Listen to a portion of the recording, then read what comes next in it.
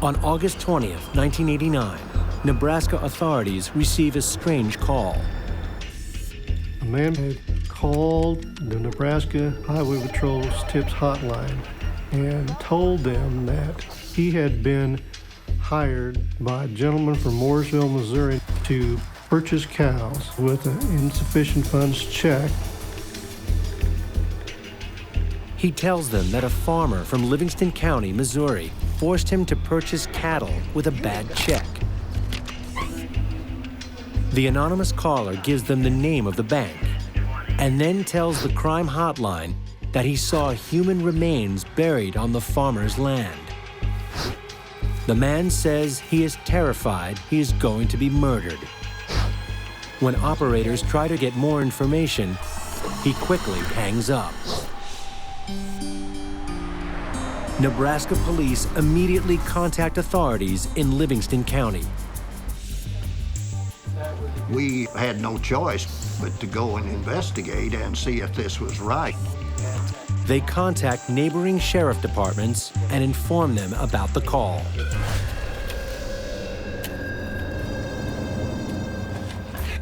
The following day, police contact the bank mentioned by the caller and learn of several bounced checks for cattle. The signature on the checks is Jack McCormack. A number of those checks in that account were being strung across Nebraska. They run the name through the National Crime Database and learn McCormack is wanted for the bad checks. Police suspect that 57-year-old Jack McCormack is the anonymous caller. But with his history, he could be anywhere. McCormack was the type of person who moved around a lot, lived in homeless shelters, had an admitted alcohol problem, had a criminal record for alcohol-related offenses, auto theft. He had a pretty extensive criminal history. An all-points bulletin is issued. And 3 weeks later, investigators locate him. We discovered that Mr. McCormack has been arrested in Salem, Oregon, and incarcerated out there. Oregon authorities immediately contact Missouri investigators about McCormack's incarceration. And so Deputy Calvert asks a law enforcement officer there to interview Mr. McCormack, and that officer was kind enough to comply. McCormack admits to making the call and repeats his initial story. On September 15th, authorities extradite him back to Missouri on the bounced check charges. Jack McCormack seemed to be a pretty smart individual, pretty street smart. McCormack tells Missouri investigators he left the area because he was scared for his life. A few weeks earlier, a local farmer approached him at a nearby shelter. He wanted to hire McCormack to help him purchase cattle for $50 a day, plus free room and board.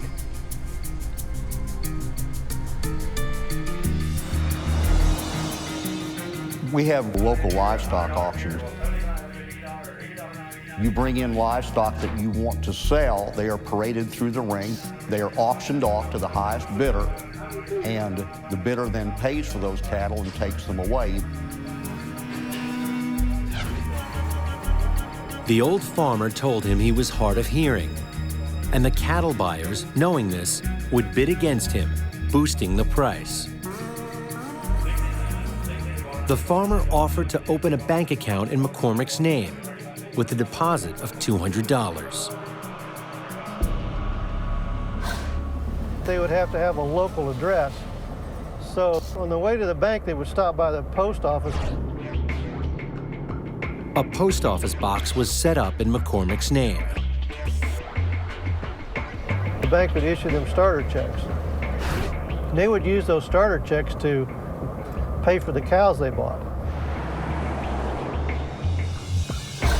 That afternoon, they make their first purchase for $2,000. They then leave with the cattle, the auctioneer relying upon the honor code. Sometime shortly thereafter, sells the cattle somewhere else and pockets the money. Jack got really nervous about the fact that when he bought the first set of cows that check was going to bounce. And he knew that he was going to be in trouble for it.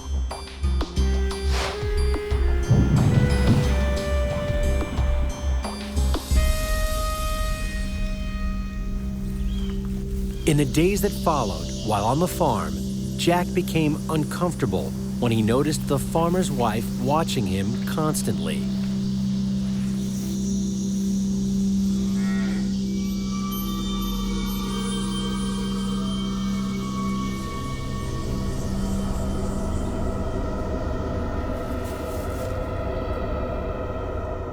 That's when he found human remains.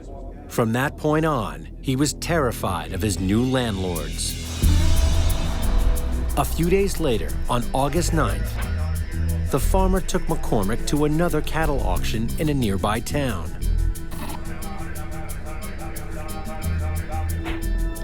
He became furious when McCormack purchased the wrong cattle.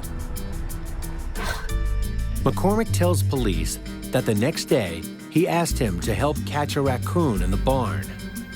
And Jack became very suspicious because Ray gave him a stick and told him to try to scare this raccoon out from behind this hay.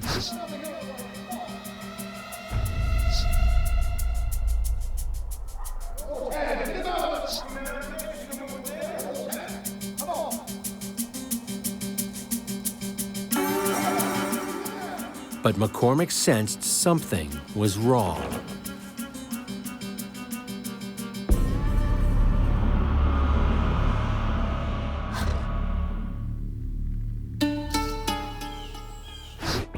And he said he was really scared, and he insisted he wanted out of the business deal, that he wanted to be taken back to the bank, make the check good.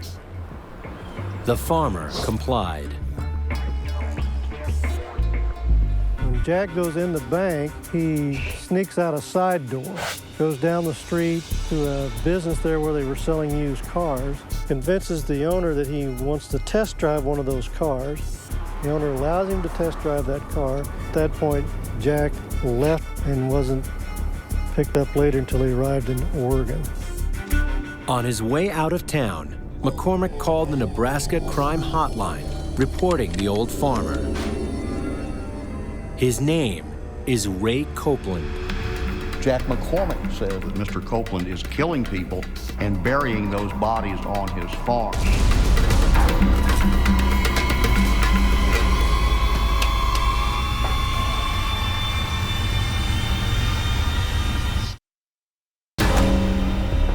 In September 1989, drifter Jack McCormack tells police in Livingston County, Missouri, that Ray Copeland is killing people and burying them on his farm.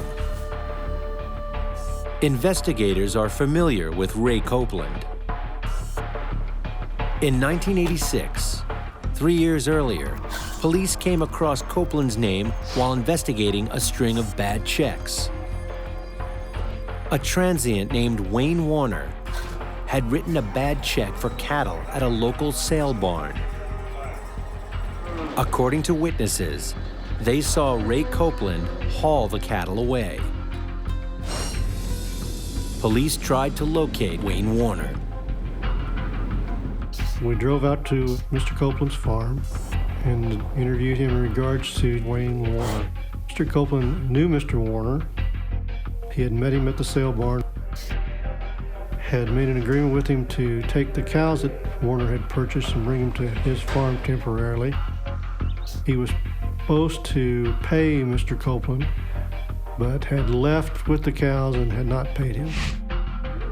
Police issued a warrant for Wayne Warner's arrest, but were unable to locate him. And that wasn't the last time Ray Copeland's name came up during the investigation. They had a bad check drawn on a Dennis Murphy for cattle purchased by Murphy but hauled to the Copeland farm. Police were unable to locate Dennis Murphy as well. Both Murphy and Warner had dropped off the radar screen in the sense that their driver's licenses had been expired and never renewed. Their bank accounts showed no further activity after those checks They had made no further contributions to the Social Security system. There was basically no indication whatsoever that those gentlemen were still alive. But they were known drifters. And with no evidence of foul play, the case went cold.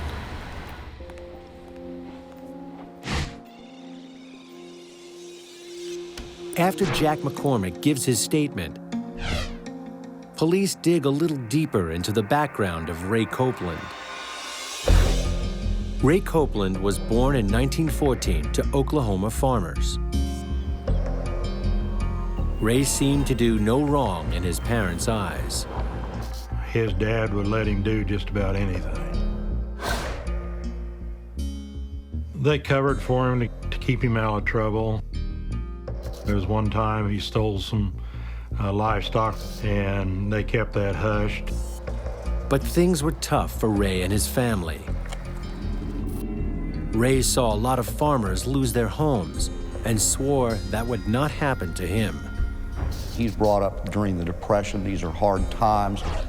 Banks lend money. When you don't pay it back, they foreclose, and this causes a natural resentment for Ray.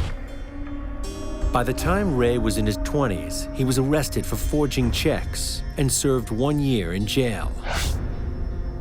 Ray liked to scam and steal from people. He wanted the money. In 1940, at age 26, Ray met his wife, Faye, in a doctor's office in Red Star, Arkansas. Faye was 19 years old and from an extremely religious family. Ray reminded Faye of her father. She got involved with him when she was very young, and she came out of a pretty strict home. Her father told her what to do and when to do it, something that's appropriate for a father to do with a daughter, not necessarily for a husband to do. Ray was confident and boasted about his financial situation, even though he was only a poor farmer. Faye thought he was king of the world because he seemed to have more money than most people did at that time. On August 24th, 1940, Ray and Faye were married. Having a family did not curb Ray's appetite to steal. He was consistently in and out of jail for forgery and theft. Whenever Ray came home from prison, you had to be on your guard as far as what you said to him, how you said it, because if you said it wrong to him, you got physically abused. Ray Copeland was an abuser. He was a violent man with a total disregard for human life, without regard for anybody else's feelings, the definition, of course, of a batterer. Hand, hammer, 2x4, metal cow kickers, you name it, he grabbed it. He beat me one time with a pair of metal cow kickers, and I was approximately 13 years old. And to this day, my back is still not right. Ray's children were not the only ones he abused. Ray would abuse Mom a lot. You'd see the bruises, you'd see maybe a black eye, things like this. As a kid, you had the same bruises sometimes, and you knew what it was from. Mom wouldn't talk about it. I felt pretty bad about the whole situation because I couldn't do anything about it. If I did, I knew what I was going to get from Ray.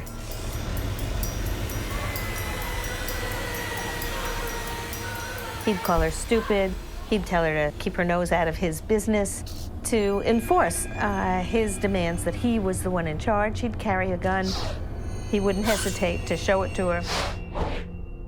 These kinds of verbal put-downs are the kinds of things that batterers use against women so that they have more control over them.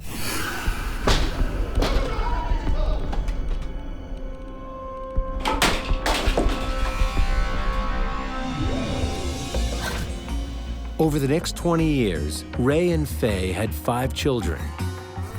And in 1965, they settled in Mooresville, Missouri.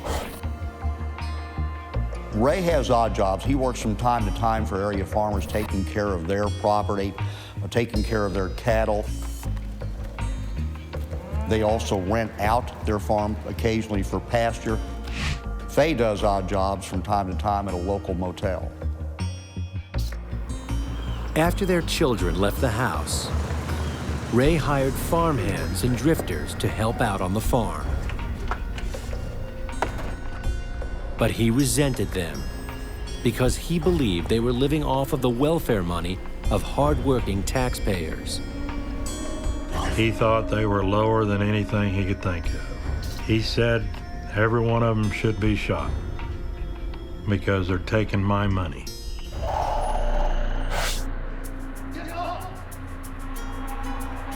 Ray would bring some of these farm hands that he hired home, and she would be forced into having sex with them so that he could watch, sometimes at gunpoint, so that she didn't have a choice in the matter.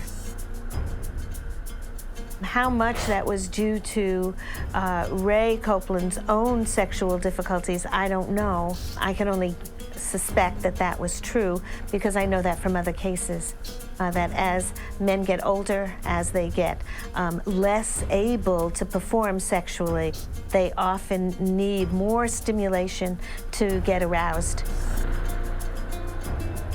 Ray's abuse escalated over time in that relationship, including physical abuse, sexual abuse, and psychological abuse. With Ray's sordid history, 2 missing drifters, and Jack McCormack's statement, investigators decide to search the Copeland farm.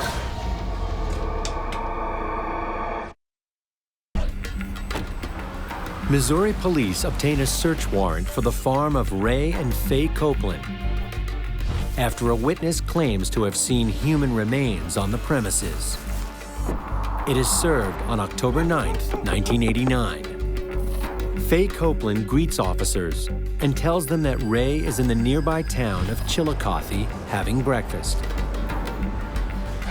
Investigators assume she is somehow involved with the check scheme and take her into custody. Inside Faye's purse, investigators find blank checks signed by Jack McCormack. She was very polite, very cooperative. She didn't give us any difficulty whatsoever.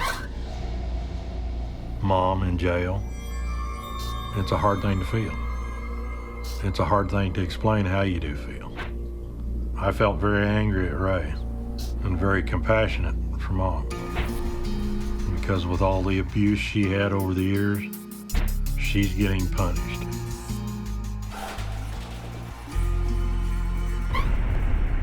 Ray is picked up at a restaurant in town.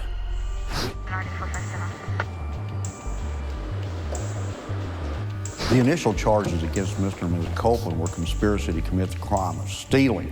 This had to do with the Murphy and Warner bad checks, so they were charged with that crime.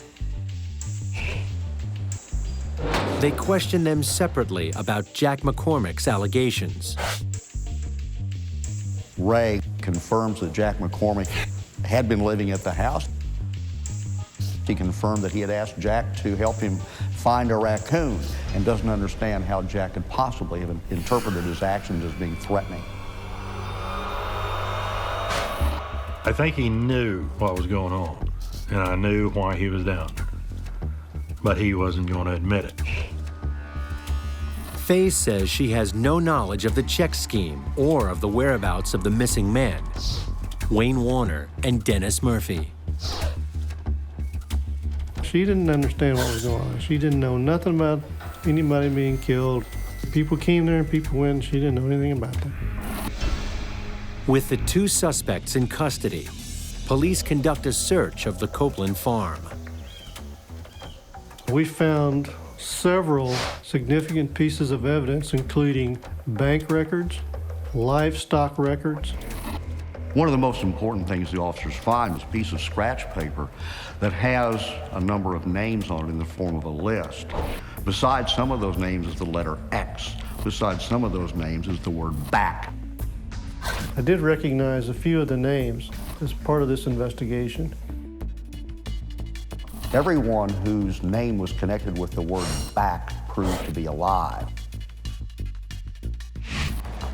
I was able to locate those people and interview them and determined they were once solicited to work and had in fact been to Ray Copeland's house, but for one reason or the other decided not to become part of his plan to buy cattle. Everyone whose name contained the letter X, we believe to be dead.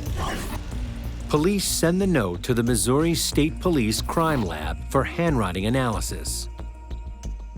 They also uncover a variety of different clothing that did not belong to Ray or Faye Copeland.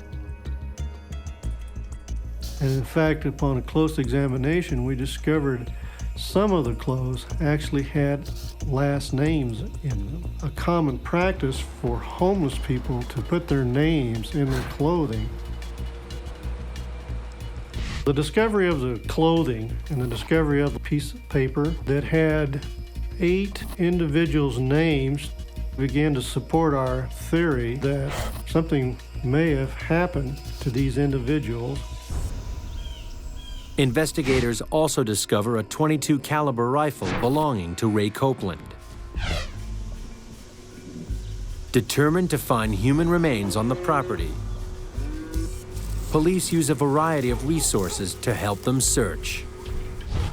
We had other law enforcement agencies who were assisting us, backhoes, bulldozers, and we had gone thoroughly over the farm, and it was frustrating that we were not finding any bodies. The search continues for days.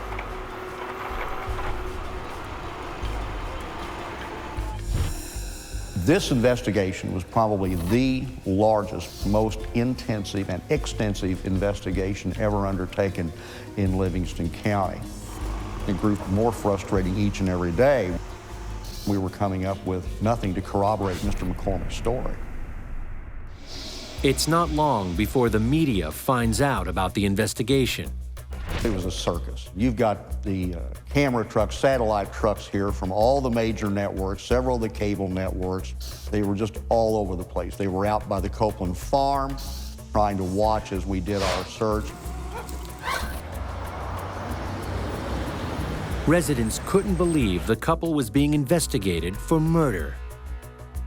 The neighbors were thinking that we were on a wild goose chase and probably just picking on the Copelands. During the search, police continued to question Ray Copeland. Ray had told me that we would never find anything on his farm, and he stuck to that story. He also, in one of the interrogations, made the statement that we were not smart enough to find anything. He told me, well, I'll be out next week. They'll let me go in a couple weeks. After several days of searching, police wonder if they have made a serious mistake. The search of Ray Copeland's farmland did not turn up any human remains. Of course, Jack McCormack, who was still in custody in Sullivan County, had to be re-interviewed. And it was at that point that he told me that he didn't actually see any human remains on Ray Copeland's farm. He had lied about that.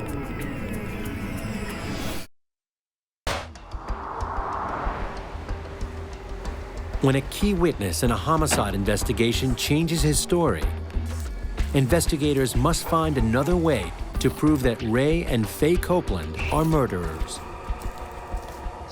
Jack McCormack lied intentionally because he thought if he didn't lie, that he would not get law enforcement's attention in such a way that they would really look into this matter. So he fabricated part of what he told us. But as a result of our investigation becoming very public, there were many people in the community who came forward with information and tried to assist us with what we were doing. Police learn that Ray Copeland isn't very well liked in the community. A lot of people considered Ray a very violent and angry man, and they just was afraid to be around him. The town soon turns on the Copelands. People who began to understand what we were doing and knew who Ray Copeland was and knew about some of the farms he had worked on, they would call the sheriff's office. And as a result of these phone calls, I was able to dispatch investigators to areas of the community where we had been told that they had seen Ray Copeland working, painting barns, fixing fences, filling in wells, and those type of things. We started searching in barns or anywhere that we knew that Ray Copeland had worked. On October 13th, a local sharecropper gives investigators their first solid lead. He remembered one farming season that when he lifted the field cultivator out of the ground at the end of the row, that there were some bones, and he didn't even stop what he was doing because he assumed at the time it was probably just a dead deer or something like that. Investigators search the farm. After days of searching, they enter one of the cattle barns. It was empty, it was just a dirt floor, and they were suspicious about the way the soil looked. It looked as if it wasn't natural.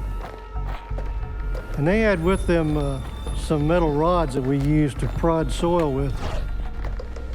And just under the surface, he could see a shoe still on the foot of the remains of that victim. Investigators carefully excavate the body and find two more beside it. People just didn't understand. The general feeling was, no way this could happen.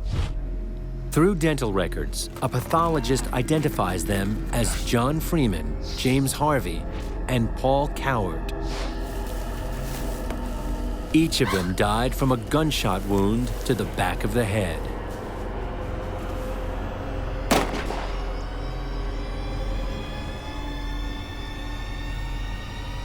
Bullet fragments seized from the bodies, those were all sent to the Missouri State Highway Patrol Laboratory, analyzed, and it is determined that those bullets have been fired by the .22 caliber rifle that was seized from the Copeland house.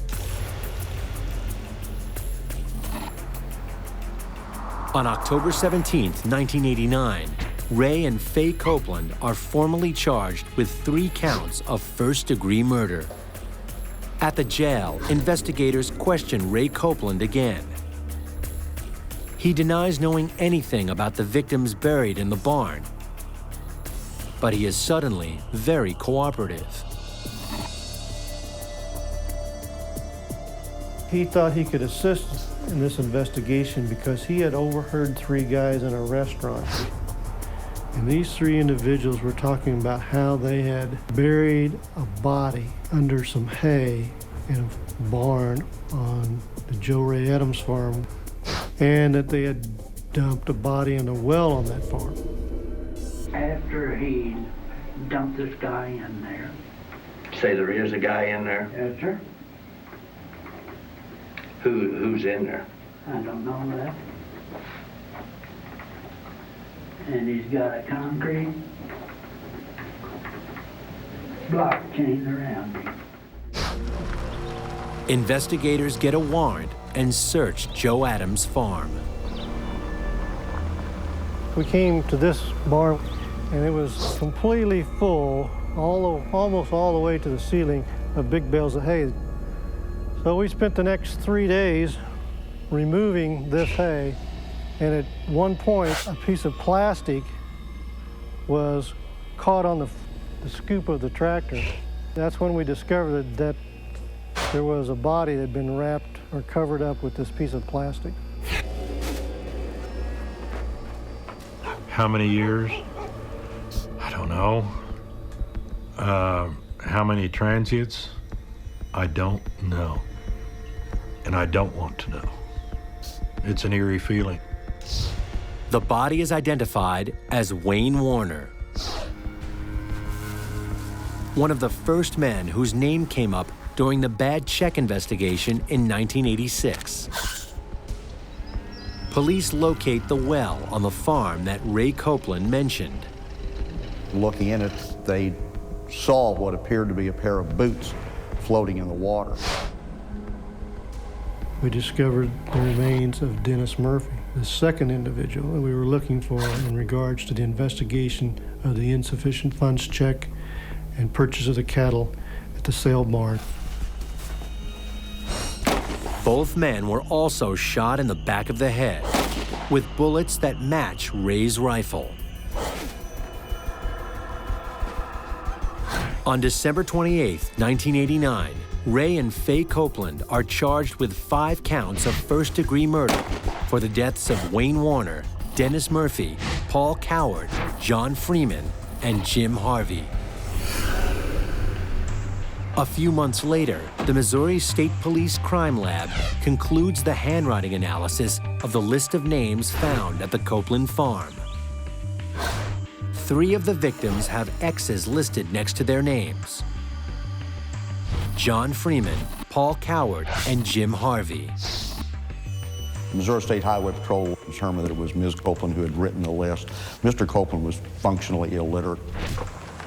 Despite all of her protests of innocence, investigators are not surprised that 𝙒𝙦 Copeland is involved. 𝙒𝙦 knew the killings were going on. I'm sure she was part of it. The clothes and other items that were found in the house, she had to have knowledge of it. She must have had some idea that he had that ability to be so cruel. But yet she used what psychologists call denial. 𝙒𝙦 Copeland did not know what was happening with these men. 𝙒𝙦 said these men were homeless people, and so they had no ties, and they went from place to place. So she didn't question Ray when he said, "This man is gone." She wrote the list of people that died. It's in her handwriting, not the handwriting of her husband. She cooked for these people. They stayed in her home. When they left, their clothing was left in her home. Their luggage was left in her home. She participated in the sense that she transported these people from time to time.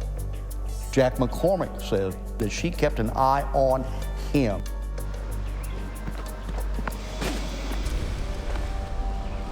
Ms. Copeland was not a victim in this case. She was a participant.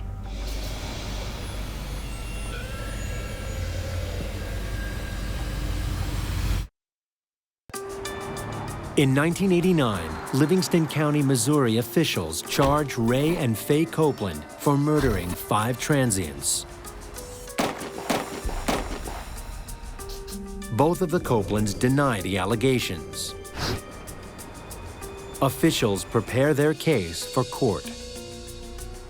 We developed a profile on how Mr. Copeland runs his operation, recruiting transients, opening post office boxes in small communities, opening bank accounts with small cash deposits. Bank accounts are immediately overdrawn by checks to sale barn. They leave with the cattle, and sometimes shortly thereafter, the transient disappears. He was ensuring that the person couldn't testify against him by murdering them. But police believe there are witnesses out there who can testify. We developed a list of people whose bank accounts fit that profile. Investigators track them down and question them about their involvement with the Copelands. Some of the transients were able to get away. Something just didn't seem right to them. Others weren't any good at buying cattle, didn't know anything about cattle. Mr. Copeland became frustrated with them and sent them back to wherever they came from. On November 1st, 1990, 𝙒𝙦 Copeland goes to trial. This is a woman who, in her husband's absence, kept the farm together in hard times and kept the family together. This was not a shrinking violet. This was a woman who was very, very much, I think, in command of herself, and I believe was very much a willing participant in what was going on.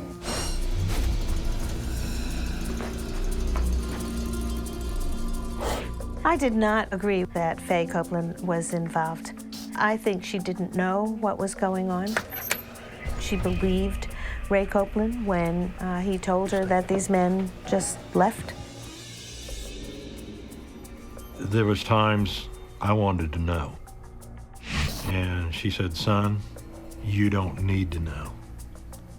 Which told me, yeah, she knew, but she wasn't going to tell anybody. As far as helping him to hurt the transients, nobody's going to convince me that she helped in that. Nobody. Faye pleads not guilty.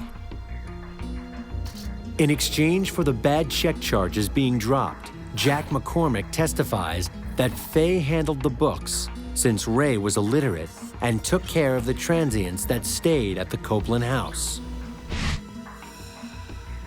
Her lawyer claims she was suffering from battered woman syndrome and was completely controlled by Ray and would do whatever he asked without question.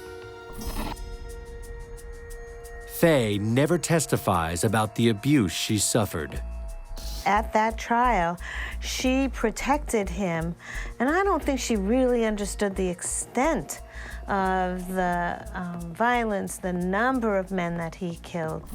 Her loyalty to the loving part of Ray Copeland was far more serious than her ability to protect herself. She saw herself as part of him, and she protected him at that trial. I don't believe that Ms. Copeland was a victim of battered women syndrome. I have no doubt that Mr. Copeland is a mean, hard man. I have no doubt that he has, in fact, probably battered her just as he battered his children. But this is a woman who had ample opportunity to get away and report.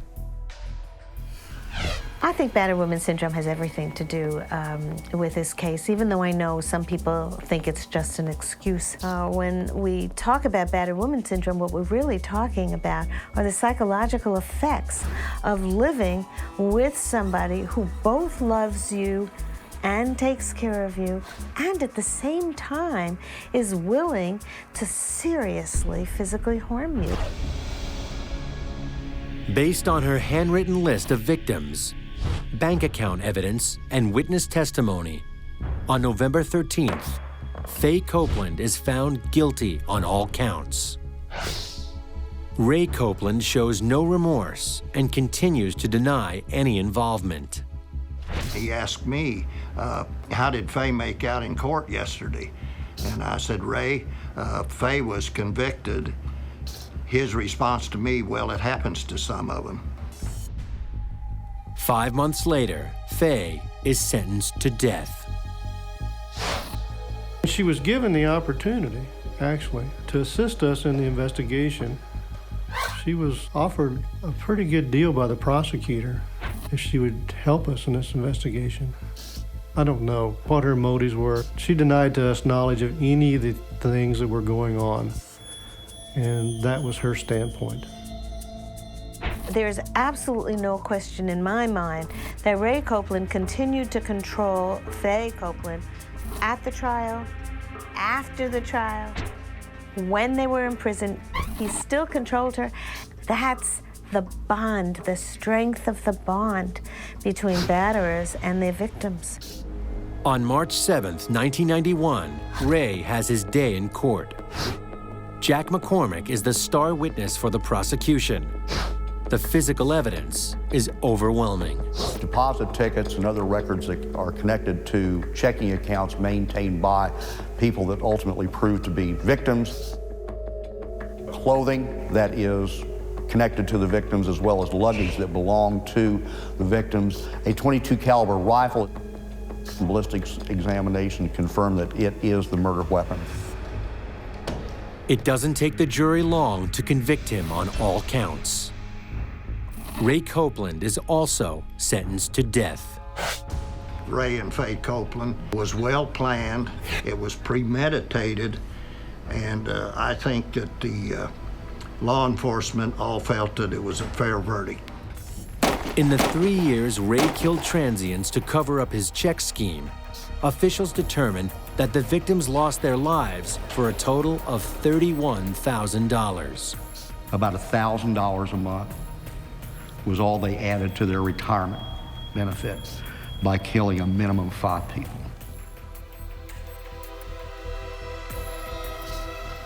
It's just an absolute tragedy. Ray and Faye Copeland maintain their innocence. I only know what I was told. He's my husband. I will always be a love in my heart for him.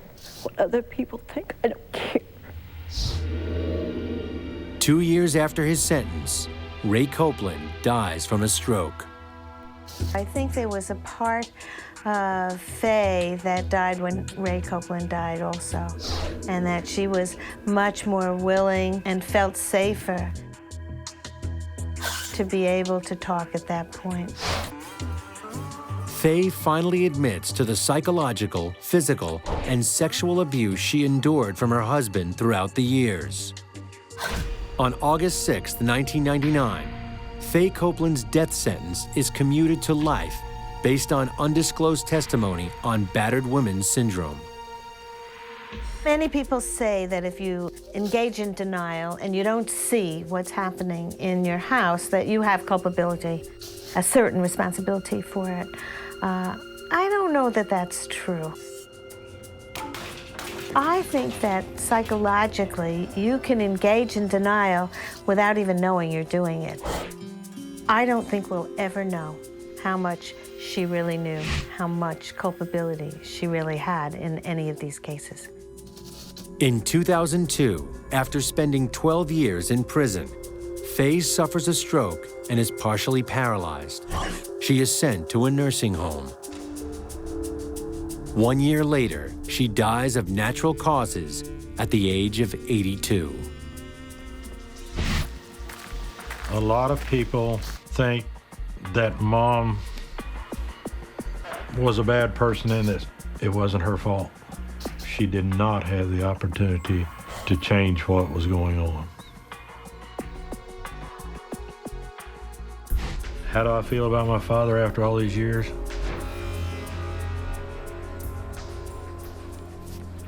I don't think I'm going to answer that question. We're not in the right place for me to answer that question.